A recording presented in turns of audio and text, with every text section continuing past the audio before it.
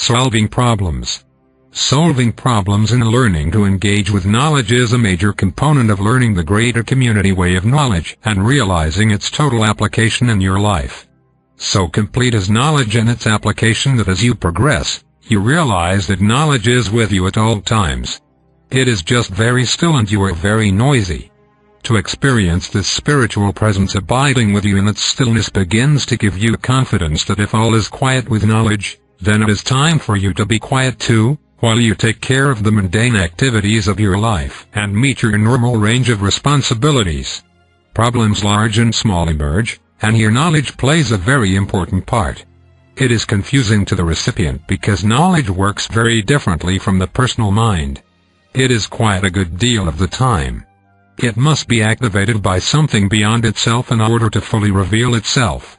How different this is from the way you think, always pondering, comparing, wondering, creating little scenarios, recalling former ones, working away at certain troublesome issues and reacting negatively against things that are taking your time and energy. Work, work, work. Busy, busy, busy. It is like a meeting that never ends. Your personal mind always has the engine running. It is only when you go somewhere else while it's running that you begin to realize that there is something else within you. There is a very different kind of mind there. This is an important discovery, and it will come slowly because to go from living in your personal mind to living in the mind of knowledge is such a complete and total transition that it will require a completely different perspective and approach to life, a different sense of identity and a different foundation for relationships and activities in the world. So, how do you solve problems? To begin with, let's talk about the kind of problems you are trying to solve. Now, there's the big problem. There are intermediate problems, and there are little problems. Occasionally, knowledge will help you with little problems, but often it won't, so you must simply work them out. This is usually easier than people realize, but because they often don't accept that the problem exists or they have some sort of complaint about its appearance, to them a little problem can seem very big. So, instead of simply fixing the situation or discerning how the situation can be improved, there's often confusion with a great deal of upset and lots of conversation with the personal mind charging along, working overtime. This is a big reaction to a little problem. Here is the problem with problems: little problem, big reaction. Big problem, little reaction. This is the problem. This is the big problem. If you lose your car keys, or if your tires are flat, or if you made some kind of mistake, or if you neglected something, or if you forgot something, or if some mechanical thing that you own breaks down, or if somebody else's mechanical thing breaks down, all these are little problems, but often they incite big reactions. The fact that they incite a big reaction is part of the bigger problem. So, rather than just charging into solving problems, right and left, big and small, let us delineate the problems that knowledge is working on and the different problems that you are working on. Trying to make more money, whether it is a necessity or a preference, is always a little problem. Asking, how can I make more money? Might take 98% of your energy, but it is still a little problem. Even if the solution requires time and effort, it is a little problem. Little problems comprise most of the problems that people are engaged in trying to either solve or avoid. Actually, there are only 3 possible responses you can have to a problem, big or small.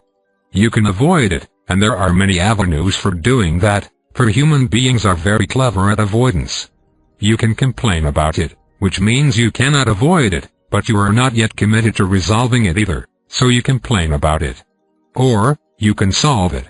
In the first 2, there is a great deal of response to a little problem. There is a great deal of effort extended in avoiding problems and in complaining about them. Now, a little problem becomes a bigger problem, or let us say it becomes an intermediate problem, if it is neglected. Then the consequences of avoiding it or not solving it become more troublesome, more difficult and perhaps more expensive. A little problem usually can only become an intermediate problem. A big problem is something else. If a problem is neglected for too long, it can become a bigger problem, but in and of itself, it is not a big problem. The bigger problem is that the little problem was not solved, or there was too much energy expended. That is a bigger problem. If a little problem over time becomes a bigger problem, it in itself is not a big problem. It is a problem, but the bigger problem is that it was not recognized in the first place. The big problem is that people do not respond to knowledge. Knowledge is waving flags, giving indicators, doing everything to warn the person, but the person is not aware or is avoiding something. That is the big problem.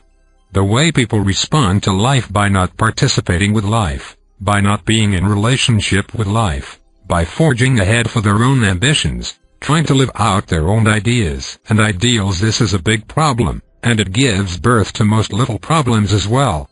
So, let me talk about problems in general a little more, and then we shall explore solving little problems, intermediate problems, and then the big problem. First of all, do not try to not have problems. That is not intelligent.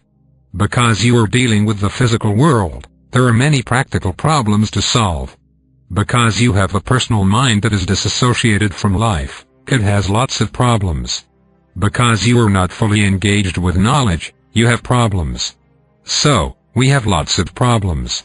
Trying not to have problems or trying to have fun instead of solving problems creates bigger problems, or, should I say, emphasizes the big problem.